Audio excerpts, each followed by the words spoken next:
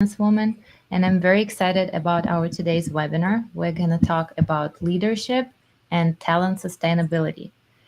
What do you do when you want to grow your business? What do you do when you want to hire people and you want to make their working environment as comfortable and dynamic as successful companies do?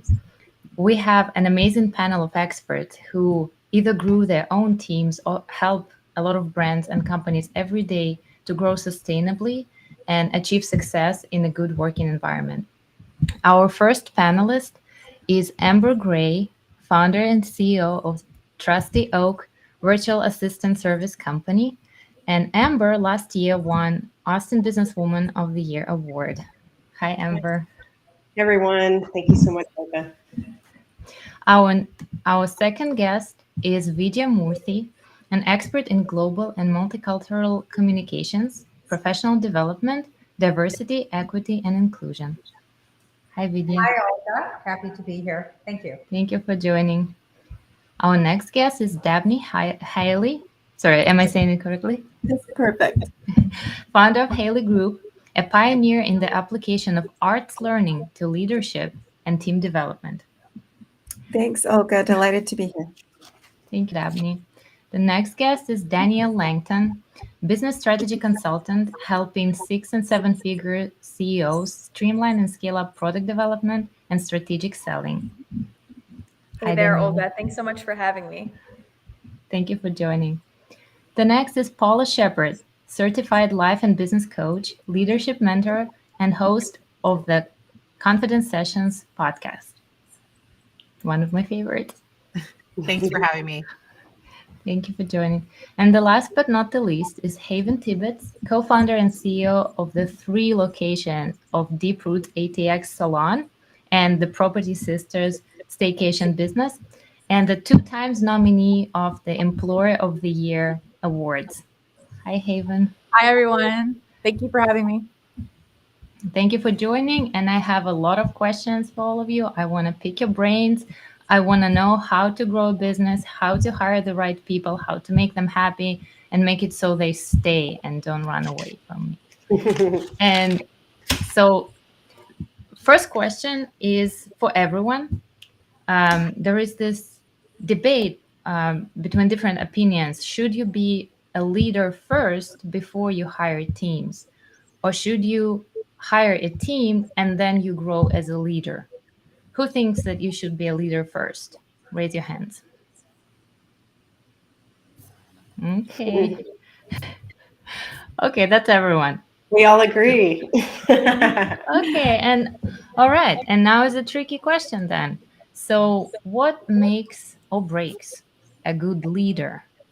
And I want to direct this question to a person who coaches people to be leaders every single day. Paula Shepard, please. Yeah, so I think, what does it mean to be a leader? That was your question, correct? Yeah, what are the what's the most leader making trait? I mean, the most leader making trait is one, owning who you are. You have to own who you are. You have to know what you value. If you don't do that, then there's no way that you can create a culture and bring people along for the ride to build out your ultimate vision. Mm-hmm. Any mistakes you think leaders make when you want to lead a team and you're like, okay, now I'm in charge? What would be the most common mistake in your opinion? Not giving ownership to their team, really trying to control every single aspect. And that's really the hardest thing to do, right? Let go when you're building this amazing thing. It's your baby, it's your child, and you're trying to love and nurture it. So allowing someone else to come in and take over a process or fill gaps and see blind spots is really kind of terrifying, but it's necessary. I totally agree. That's a very good point, actually, because a lot of people attribute successes of their companies to themselves without actually giving credit to their employees. So, yeah, I completely agree. And my next question, since a lot of people, all of us, voted that you need to be a leader first, but how do you test it before you actually lead someone, before you actually have a team. So my next question is how to prepare for growth and growing your team before you actually hire anyone. And I would love to direct this question to Amber because Right. she started from a solopreneurship to a big company that works Well, all over I the would US. still say we're small, but we're definitely growing and much bigger than when I first started out. So yeah, I think for me, it kind of piggybacks on what Paula was saying in terms of knowing who you are and what you stand for, because one of the biggest things that we focus on and what we've seen actually really make an impact that trickles all the way down is really knowing what your values are first and foremost. So, if you can place everything around core values that you're really clear on for yourself first, but that also for your company, that's going to help you feel comfortable letting go and, delegating things and, giving authority and autonomy to the people you hire. So for us, it's, determining those core values, but not just like, writing out some core values you can stick on the wall or, put on your website. It really needs to be something that you're using as a lens to hire people. You're using it to make decisions to, maybe move someone into a different seat or potentially letting them find success in another company. There's a lot of different ways that you can use those core values. And for us, it makes it really easy to know what the right thing to do is if I'm looking at it through those values. So for me, that's number one kind of foundational thing to do to prepare for growth, even before you're ready to hire. That's a good point. Does anyone have anything to add to that? Because I think it's a very important question. Sure, I'll take a stab at it. Okay, go ahead, Vidya. Yeah, thank you, Olga. And first of all, I feel very proud to share this platform with all of you, such accomplished women, such incredible professionals. So thank you once again for having me here. I think, since you asked about what we do to prepare ourselves to be leaders, Olga, broadly, I would classify it exactly like Amber said, into three broad categories. The first would be a certain set of emotional skills, just being able to cope with the pressure, just being able to have the courage, the faith, the value system, like she described. The second set of skills that I would say is try to develop people skills, the ability to influence and the ability to control the environment that you're trying to lead. That would be my second suggestion. And third one that goes without saying is domain competency. Whether it's a service or a product, do you know this stuff inside out? Do you understand the market, not just from a local perspective, but from a national and sometimes even international perspective? So that would be my three tips, emotional skills, people skills, and domain competency. Wow, you have a lot of you have a lot of input in that question. How often do you train people in that particular step of their business development? I try to restrict my training sessions to 4 sessions a week, to be honest with you, because it's so, you really give a lot and everybody here knows exactly what I'm saying. And especially since I work on multiple time zones. So I try to restrict that to about 4 sessions a week, Olga. Mm-hmm. Thank you. You're welcome. Now I want to ask someone who actually leads big teams, and I mean very big teams. What's the biggest challenge of onboarding and training new employees and making sure that they become an integral part of your team? And this question is for Haven. Thank you, Olga. So as everyone knows that's gone through the onboarding process with new hires, it can be a little frustrating because you can send them all of the prep work in advance and you can give them a checklist and they still show up unprepared, right? Nobody really reads your emails or anything like that. It's very rare that someone shows up completely prepared for an onboarding process. So I would say that's a challenge. We do our very best to make it as simple and streamlined as possible. So again, sending the email, sending the checklist, all of that is there for them to go back and to reference.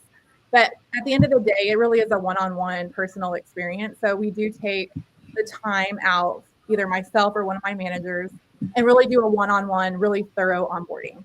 So we know if they skip through or scan through the emails or the checklist, whatever it is, that we are going back and we are reiterating the things that are really important and valuable to our organization. So for us, culture is number one.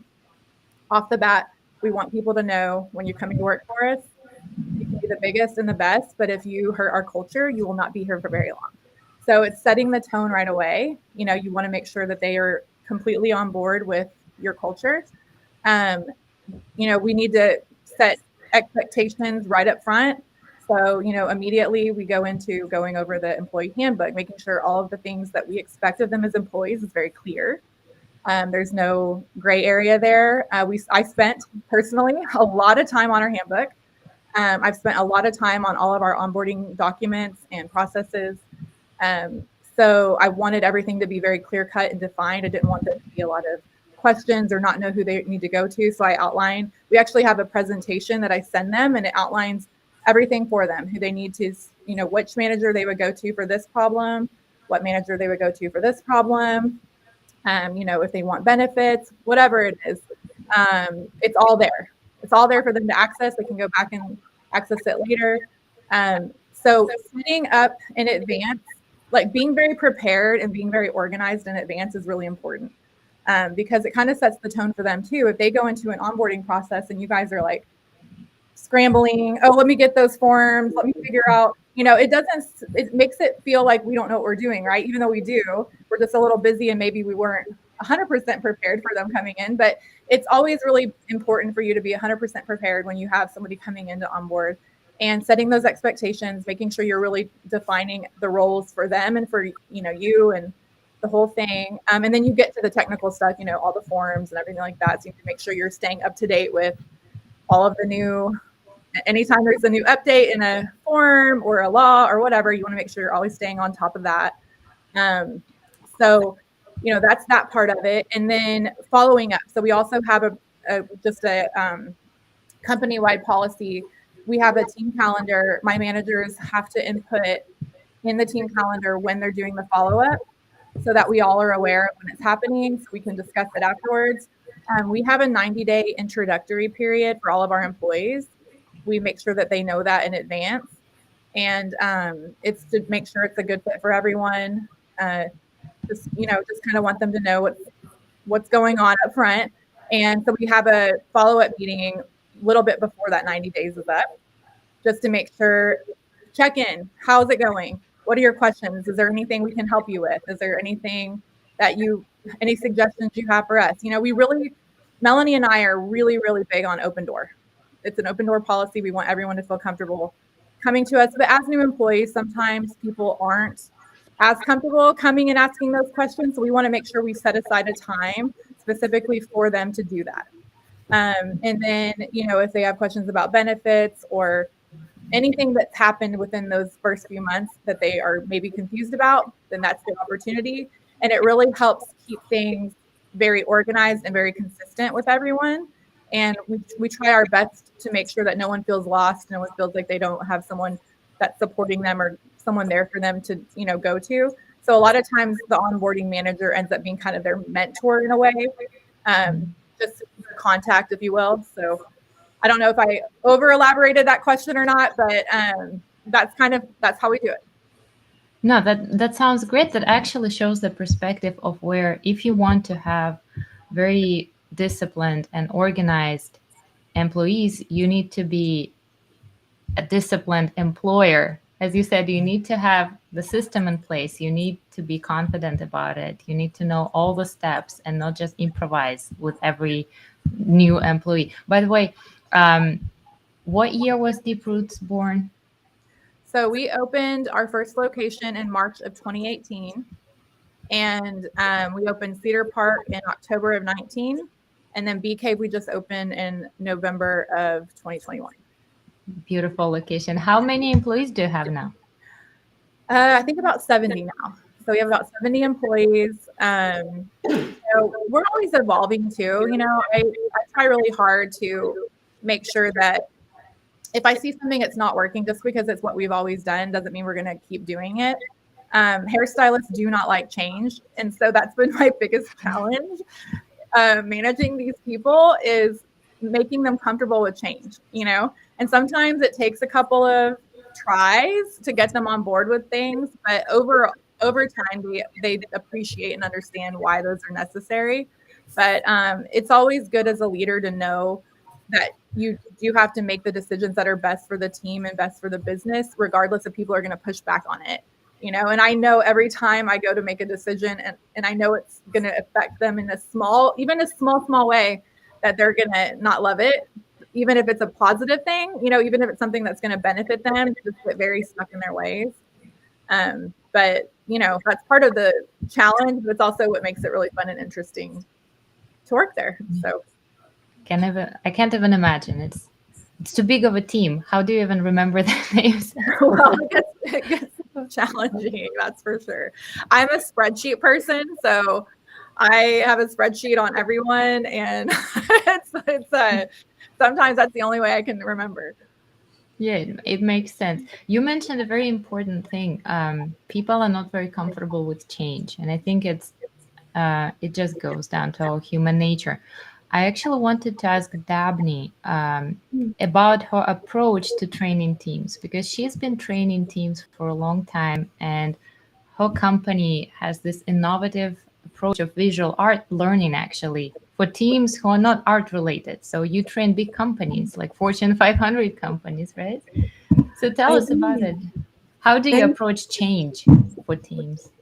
Thank you, Olga, and it's a delight to be here with all of you. That was fascinating, Haven, to hear about the Thank you growth. for joining. I think that a phrase that my team and I use to help with this is called helping people navigate uncertainty or gain comfort with ambiguity. And those are skills and mindsets that can be learned and practiced. So the way that we do it through art, at least to start, we end up in people's workflow. But we use art as a kind of third thing, a way to experience ambiguity together, meaning that when we look at a work of art with a team and invite them to look together too, they can make very different interpretations based on the same visual evidence that's in front of everyone. And they can hold each other's perspectives as possible. During that kind of conversation. We also focus a lot, and I think this is a really important part of effective team building and navigating ambiguity. We focus a lot on evidence-based reasoning. So what do you see or read that makes you say what you're saying? We try to make people's thinking visible to one another. And it's engaging and fun to do that, to look deeply and think deeply together. And I think all of this adds up to something that connects with what Paula was talking about too, which is psychological safety, right? If you can create a team where people feel they can speak up and have differing opinions and that they will be heard and understood. And that's not the same thing as agreed with or disagreed with. Aiming for understanding among a team is really, really important so that people will speak up and we can surface lots of different ways in or problem-solving skills together instead of just listening to assert our own opinions, for example. So works of art are a good way to practice all of that together, and then we can take it into workflow. That sounds very, very interesting, and I'm not surprised that your approach has become so popular among big companies, because everyone wants their team to be on the same page, but then you think, do people see the same page in the same way? So people might interpret things differently. They might have different visions. And I like how you incorporated art and visual artifacts to growing teams. That's a very great way to go about it. Thank you. It helps with leaders too. It helps leaders listen better when they learn to facilitate discussions about things like art. They suddenly have access to all the lived experiences of their teams and all the different ways that they make meaning. So it's valuable for leaders as well, holding that kind of space without judgment, and just becoming curious about these wonderful people that they've hired to help them deliver. That's really cool. Yeah, thank you for sharing.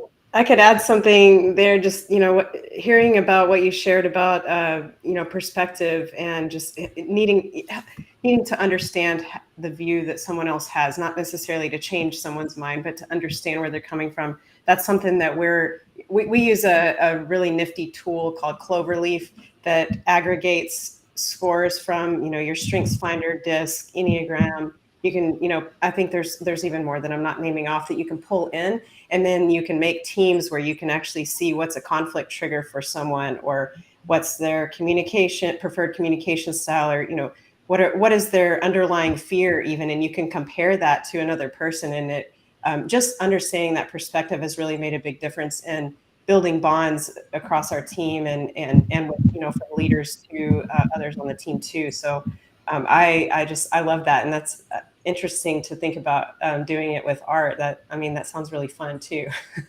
Makes working on yourself a little less, I guess, painful in that sense. For sure. Yeah. Building self-awareness through this other thing. It's not about the person, in other words, but it's about the thing we're looking at together. I agree. Yeah, that's great. Thinking outside the box. Mm-hmm. And talking about looking at being on the same page and aligning people's goals and vision, I wanted to direct my next question to Danielle Langton, because she works with big companies who are trying to become big, and they're growing their teams, and you consult them on strategic selling and product development. So your approach to scaling up a business, as far as I understood, is very performance oriented. So you want to make sure that your clients hire the right people who understand the task. How do you help them scale up and find the right assets for their company? Yeah, I think I have taken what I learned after being in corporate for over a decade and being exposed to so many different types of leadership, and then coming into entrepreneurship and then building out my own team, and then helping our clients who are, building multi 6, 7 figure businesses, both product and service-based businesses. Typically, when we come into their business, they are sometimes a solopreneur, or they've got 1 or 2 people on their team. And really, in order to get to that next level, they're really now in a position in which they can start delegating and bringing more people into the business in order for them to get to the next level. And I think, one of the things that we absolutely focus on for that stage of business and making sure they're hiring the right people, because our whole mission is to help women build profitable, sustainable businesses. And to build a sustainable business, you've got to have some support so that you're not working 7 days a week, 24 hours.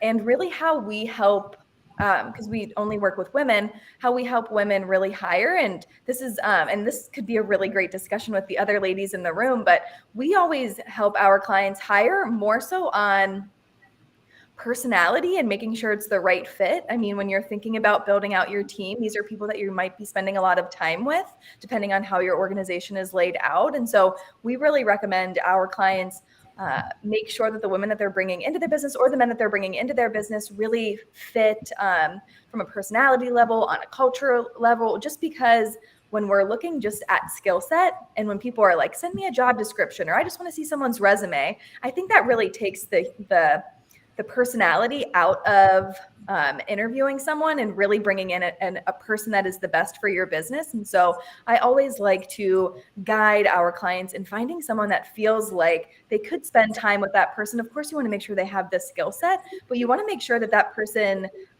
is someone that you can trust in your business, because depending on their role, you are giving them a lot of information. When I think about our team, the women that are on our team, they have access to everything. They have access to passwords, to revenue. And so not only do I, absolutely trust them and know that their skill set is there, but I really want to be able to get excited about also getting on calls with them and updating them and hearing from them and valuing the feedback that they have. And so that is essentially why I really think it's so important, making sure you're taking someone's personality and if they're like a culture fit into your hiring process. That's a great point because they might be a person might be very professional and a great expert, but they are not fit for teamwork, and you need it to be a team. So it's another aspect of hiring where you don't just look at performance, even though your end goal is to change the metrics and scale up the business and ramp up sales. So it's good to know that you still focus on the personality approach of it.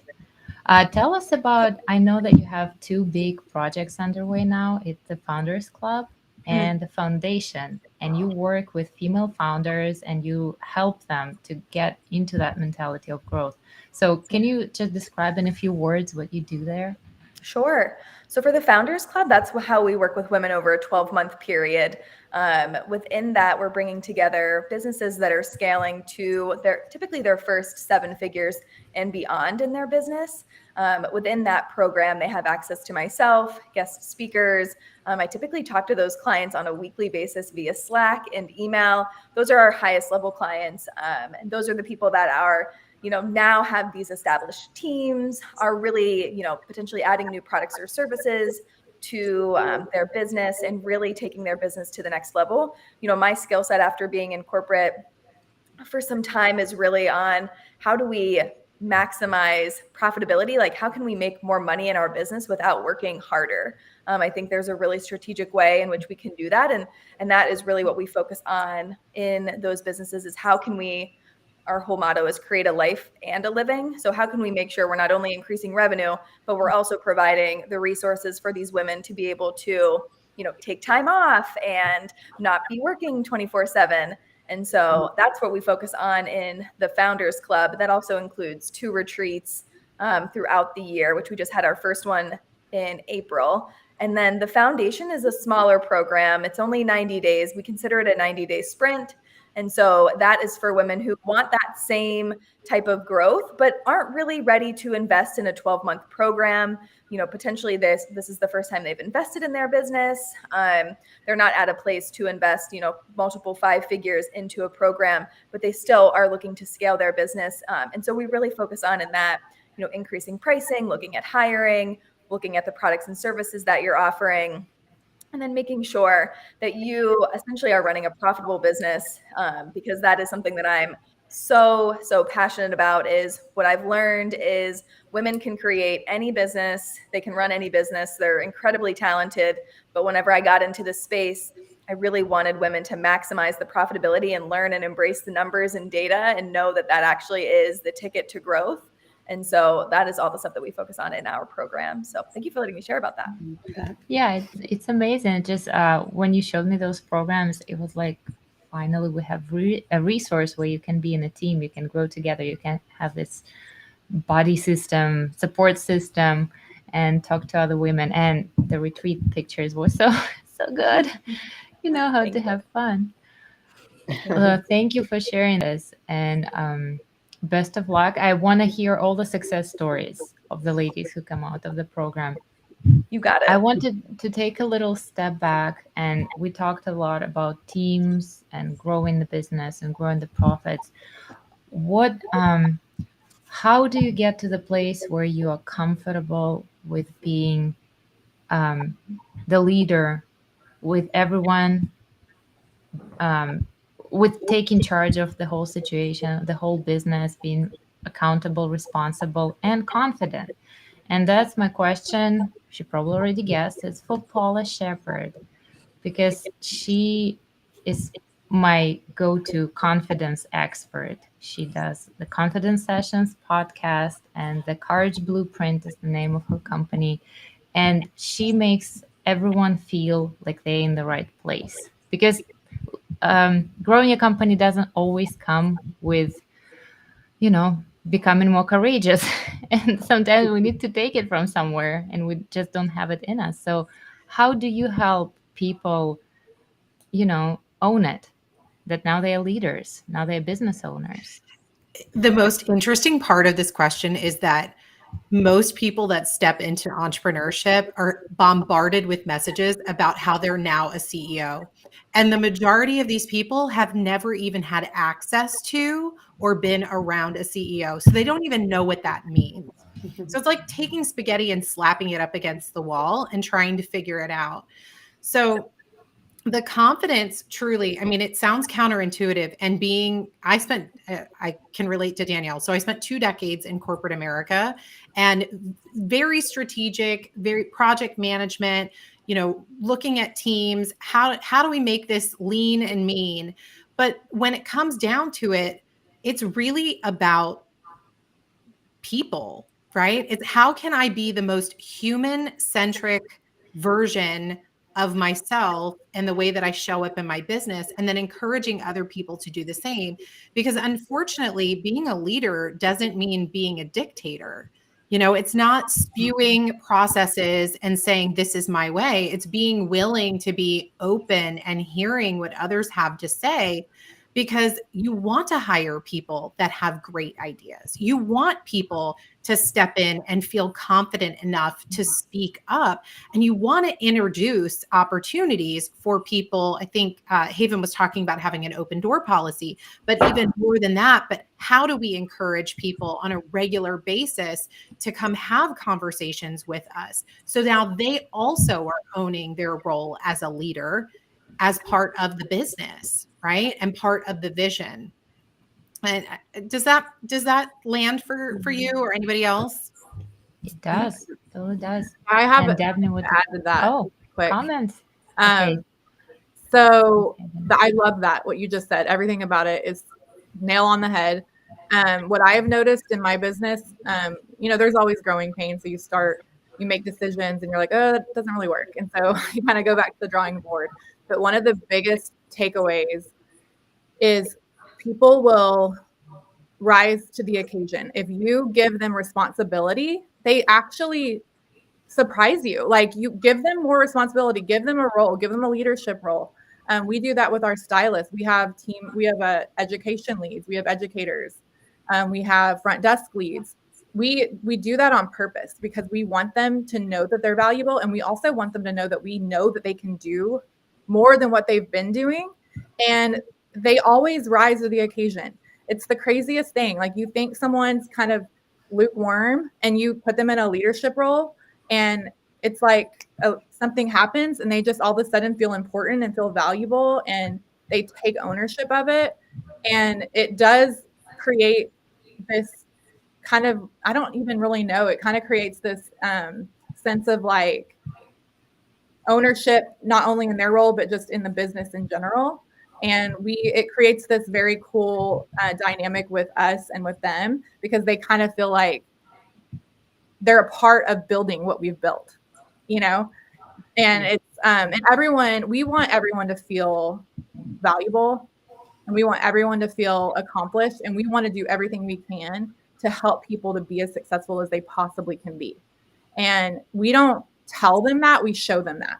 When they come to us and they ask us about, hey, I have this opportunity, is this going to conflict with the business? We're like, there might be a little bit of a conflict of interest, but at the end of the day, we want you to be successful. So we're going to support you 100% in this endeavor, and what that does is it shows everyone that we actually genuinely care about them as individuals, not just the person that works for us, but as a person, a human, and it is really interesting when you treat people the way you want to be treated.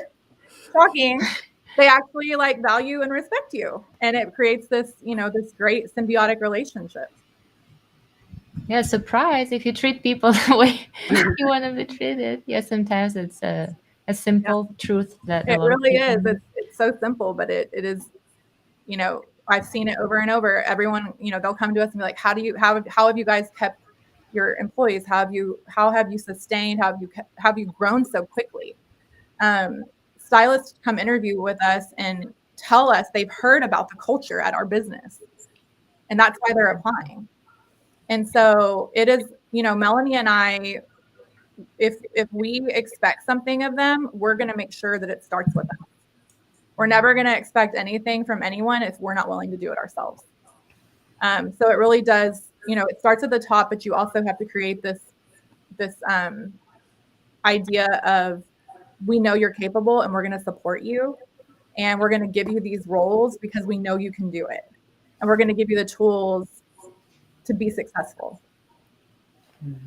That's a very great support system for people. And what's unique about your business is that you know that the boss is not a dictator because there are two bosses and they have equal rights. And it was always fascinating for me how you managed to have two queens in one seat and you still the business is so successful and sustainable. So that's something else people can learn from you. Well, sometimes it's a little bit more of an advantage because you can sometimes play good cop, bad cop.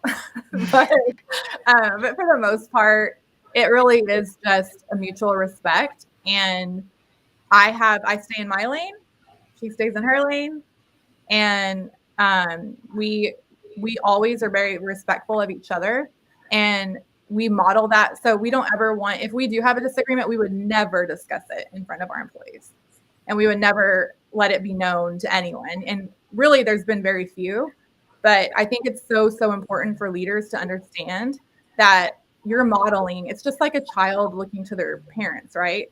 You're modeling the behavior you want them to demonstrate in your business. So if you're not willing to take the high road or to be empathetic or to listen, then really you shouldn't be expecting that of your employees. Totally agree with that. I know Dabney had a comment too. Oh, I'll be very quick because I want to hear from more people. But I was just through both of these last couple of examples, I was thinking about a couple of questions that our listeners might ask themselves regularly. Because I believe in, continually working on yourself and your teams as you're growing and changing. And I think they're super powerful questions for all of us to reflect on. One is, how do the people who work with and for me experience me as I work with them? Not what do I think of myself, but how am I actually experienced in real time? Right? And then how do those people experience themselves as they work with me? Do they experience themselves as people who are heard, who can make a mistake, who might take on something new? Or do they experience themselves as people who need to wait to be told what to do, or who don't bring themselves to work fully? And those are big questions. And I think we all benefit from a kind of regular revisiting of those and practicing other ways of being so people experience themselves as positively as possible, and hopefully as within a culture of learning, right? Of learning and growth as we're all working together, which doesn't always mean comfort or ease.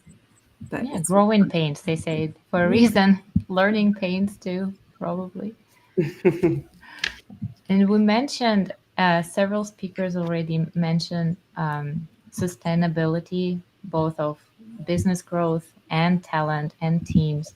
I wanted to ask Vidya, who worked on several continents in very different cultures, and I mean different states in America, not different. I'm kidding, different countries too.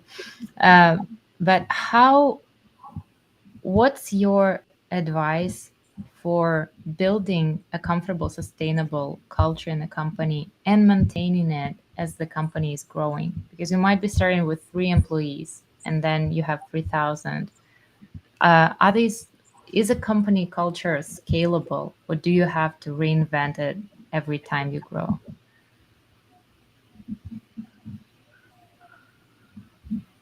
Oh, it's the only reason I'm taking a minute to think is because it's kind of like the difference between the guy you dated and the guy you married. Because I've seen companies that have struggled to hold on to their positive culture or their intended culture after they cross about 600 to 800 employees. Then it tends to become more bureaucratic, more processes built in, and that kind of free flowing vibe is kind of hard to sustain in an organization where you hire tens of thousands of people.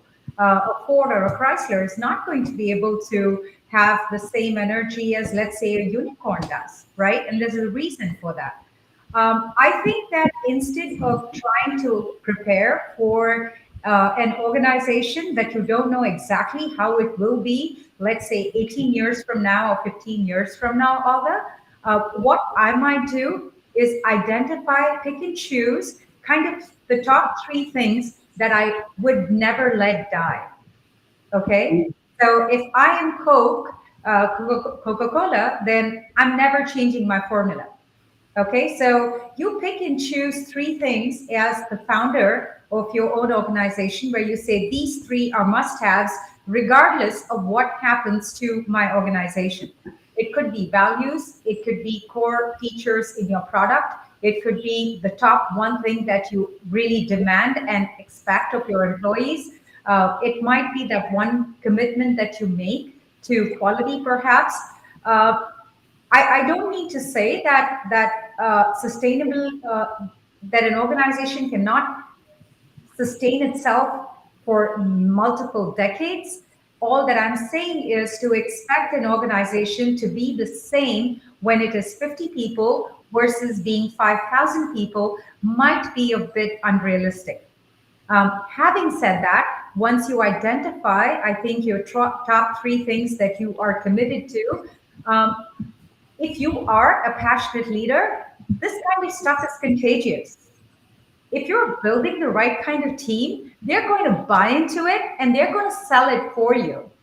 You know, one of my most favorite quotes is, employees first, customers second.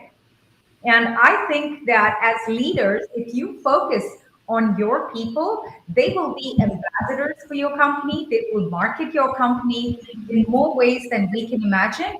And that's, I think, a seamless and a more sustainable way to ensure that what you stand for carries itself automatically in cruise control into the future. That's a I've never heard it before actually. Find things that you don't want to let die. And that's probably the easiest way to go about it without trying to, stretch the fabric of a small team over a big frame. So that's a great point. And actually, I wanted to ask you, does the concept of talent sustainability apply to bigger companies only? Can a small business start using any of this principle, even if you have, say, two employees on your team? Do you need to bother, or are you too small? Um, I think fundamentally it applies to everybody, and here's why. There are multiple things that can happen with the effort that you've started, and you've started it because you believe in your product, you believe in your service, and you've demonstrated an enviable amount of courage because what you're doing, not everybody else is able to do. I think that talent and sustainability is even more applicable to small scale businesses and solopreneurs because you have to make sure by yourself that your product continues to sell the way that you do business, the values that you have adopted for yourself, the culture that you stand for continues to stay unchanged into the future, regardless of which elements in your external or internal environments change. Therefore, to me, if you're focusing on talent and sustainability, and if you're a solopreneur or if you run a small organization, just hit the pause button. Hit the pause button because it's so hard. We are running so fast, we don't pause. Just look back and be proud of the distance that you've covered, where you start and where you are. And once you get there, I think you can actually examine, self evaluate, and ask yourself, what are some of the talents or skills that I need to learn in order to take my business from where I am today to a point in the future, a desired point in the future? There is a science to this. There is a method to this madness. And I am 100% sure that just by pausing, by self reflecting, by applauding yourself, and by examining your own business environment, you'll figure out, you'll say, hey, you know what? I'm not that great at social media. Or you'll say, you know what, I can do bookkeeping, I just don't understand taxes. Or you'll say, maybe I'm not the person in the organizations that's best suited to make presentations, or I don't understand cash flows, or I can't negotiate a lease, or I don't understand working capital management. Whatever it is, once you identify which particular kind of skill set you are kind of lacking or you want to improve on, once you build that or try to build it, you're trying to build it and you will eventually successfully build talent that is sustainable. And that talent will ensure that your business continues to function in a desired way years and decades from now. That's a very good point, that you don't only need to think about these concepts once you already have, a dozen people under your control, but you can start again going back to the first question that we asked. Do you need to be a good leader first or have a team first? And that, I think that's aligned to the theme of this discussion. Thank you for sharing this. And I want to ask Amber, since we mentioned the idea of outsourcing some tasks when you take the introspective approach and you're like, okay, I'm doing this good, I can't do this part, I need to hire someone to do it, but I'm not ready to hire an employee, a full-time employee. And that's where your company comes into play, because you offer virtual assistants who work for many different clients, but they're not locked into an employment under a client. How is it different? How is the culture different for people who only have contractors or only have part-time employees in that sense versus having someone on your team permanently? Yeah. Well, yeah, thank you for that question. I'm actually navigating both parts of that right now because I have a corporate team that consists of 8 people counting me. We're about to add another person, and then we've got around 70 contract virtual assistants. So there is a different relationship with the contractors in this sense, but I don't think that it should be viewed differently. We want our contractors to experience the same, caring culture, the culture that's supportive to them, no matter, what their status is, whether they're contractor or W-2 employee, that really doesn't matter. But what needs to be passed down is, I talked about core values earlier, and I really do. I can weave that through everything that we're doing, like I said earlier, and that's, when we're hiring, whenever Haven was talking about the hiring and onboarding process, for us, we are interviewing people around those core values questions, so the wrong people aren't even making it through the door. So we are even telling our potential new hires what our core values are and asking them to share stories around how they demonstrated those values, because the culture is everything, whether you're a contractor or an employee. And everyone, I think, is expecting the same thing. They want a sense of belonging. And, Dabney said something about psychological safety earlier. That's what people are looking for at the heart of it all. So if they aren't finding that, it doesn't matter, if they're working fractionally as a virtual assistant, or if they're working, full-time as your, head of operations, it really doesn't matter. They all still want that same thing. And you, as a leader, need to make sure that no matter, what level of the business they're working in, they're experiencing that sense of belonging and really feeling like they are doing work that matters. So for us, we do our best not to draw those lines. There's obviously some challenges with a fractional worker in the sense that they're not available, around the clock, like a full-time person that would be available for, let's say, a daily huddle, for example. We have daily meetings, weekly meetings that they don't participate in, but we do a monthly meeting that we record. We do a town hall where we're sharing everything, behind the scenes, the big picture of things, because we want them to know. And we're getting feedback from them via surveys and actually going through every answer on these surveys and then going back to the team and saying, here's how we're addressing your feedback, or here's how, why we're not doing the thing that you suggested. So really it's about, keeping communication open. We've talked a little bit about that open door, type of environment. I think that really is important.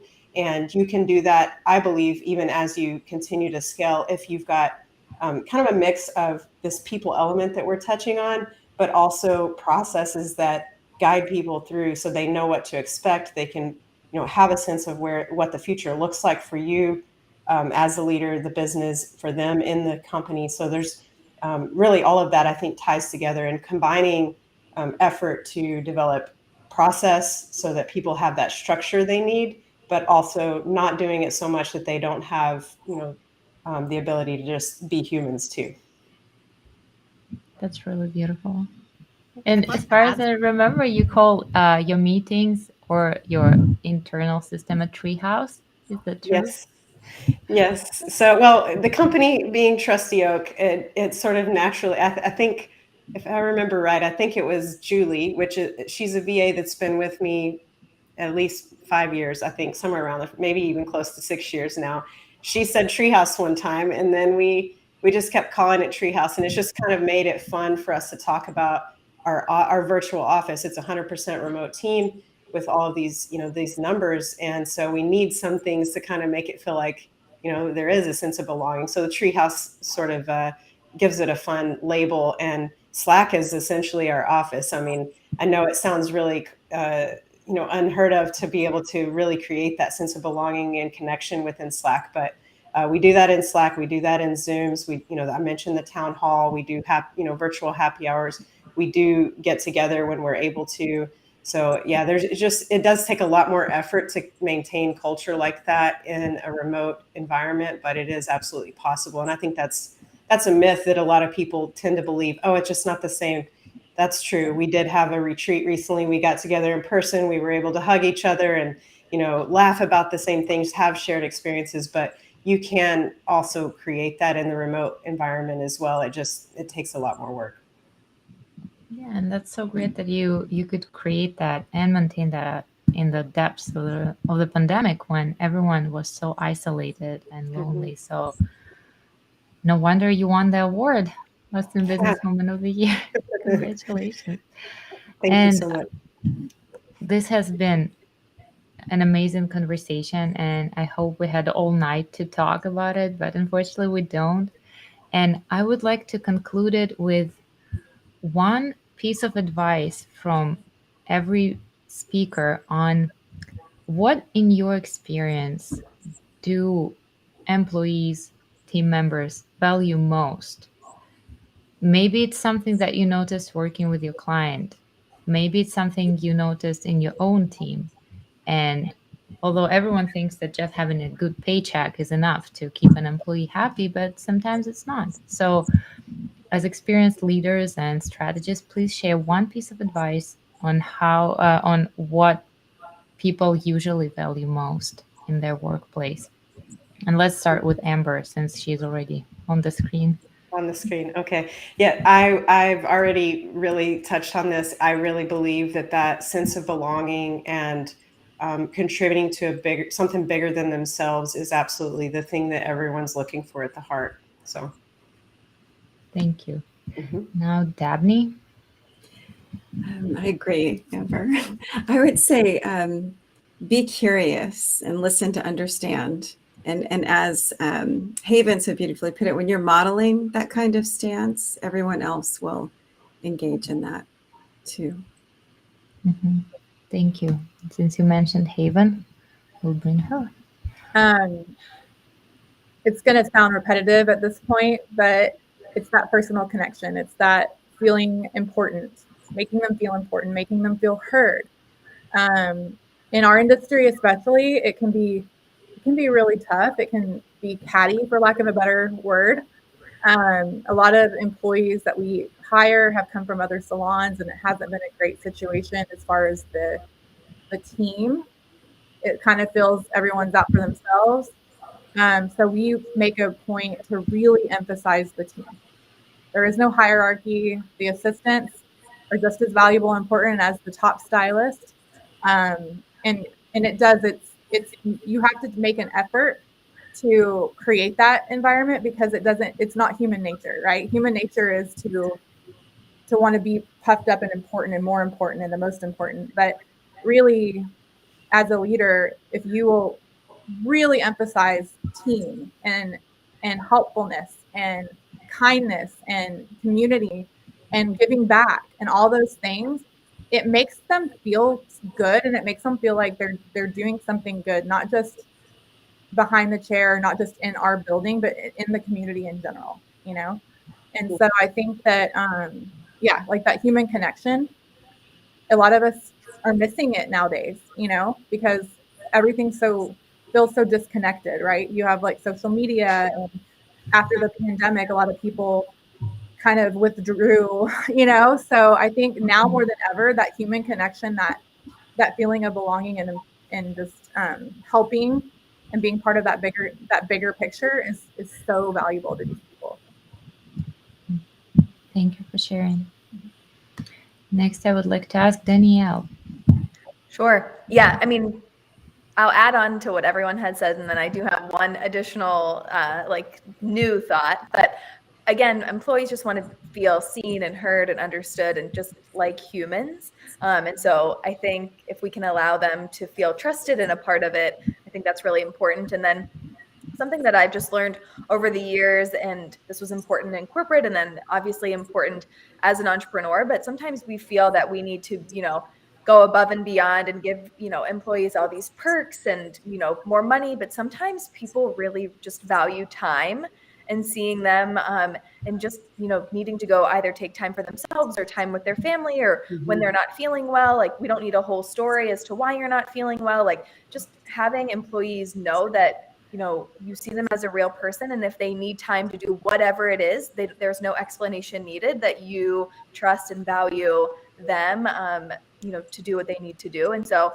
that's something that's really worked well for us over the years, is just our team knows if and when they need time, no questions asked, do whatever you need to do. Yeah, trust. So important. Well, if you share passwords, I don't know any other levels of trust. That's as far as one can go. Vidya. Yeah, so what everybody else said, I think they're all very, very important and very valid. To answer that question, as I think back, Olga, on what I liked about my bosses, about my leaders, especially in my early career, um, I think that people tend to gravitate towards anybody that makes them feel good about themselves. It's not about telling people how good you are, it's about telling people how good they are. Give them something to aspire to, give them something to truly give them a little dream that they can dream, and tell them every day that they're worth it. And I think that when people feel good about themselves, you have a positive environment, you have a motivated workforce, you have a motivated team, and I think at the end of the day, we're just people, like everybody else said. So weave that into what everybody else is saying. A sense of belonging, a human connection, giving them time off. I think it makes perfect sense. Yeah. Thank you. And the person who answered the first question, will say the final word, because you're a really good public speaker and podcaster. Well, thank so you. And my it kids better and be my good. husband would say, I got to start and end it all. No, just kidding. I of course echo everything that everyone else has said. But for me, the most poignant and amazing experiences that I ever had working for someone, and what I hope to replicate in what I'm doing and building with my folks in my business, is to pour into them, give them not just the opportunity to speak and be heard, but for you to take action as a result of it, but also to give them the chance to grow beyond their current skill set into something else. And doing that with the opportunity and the mindset that it doesn't matter if they leave, right? We're never pouring into them. We're never giving them training. We're never doing things in an effort to coerce, but to allow them to evolve and grow. And when we do that and we give them that space, often they'll stay longer because they feel like a part and not like a gear in the machine, but more a piece of this ultimate unfolding and growth. Thank you. Thank you so much. I like this point of view. And if I can put in my little opinion, I would recommend learn from people who are better than you are in leadership, as I've done today. I learned from these amazing leaders and these inspiring women. Thank you so much for joining this conversation. This has been so valuable for our viewers. And thank you for what you're doing for your teams and for your clients. Thank you, Olga. Thank Thank you, you for Olga. Thank you Thanks, all. Olga. Thank you thank you all. all for watching. So fun. Thank you.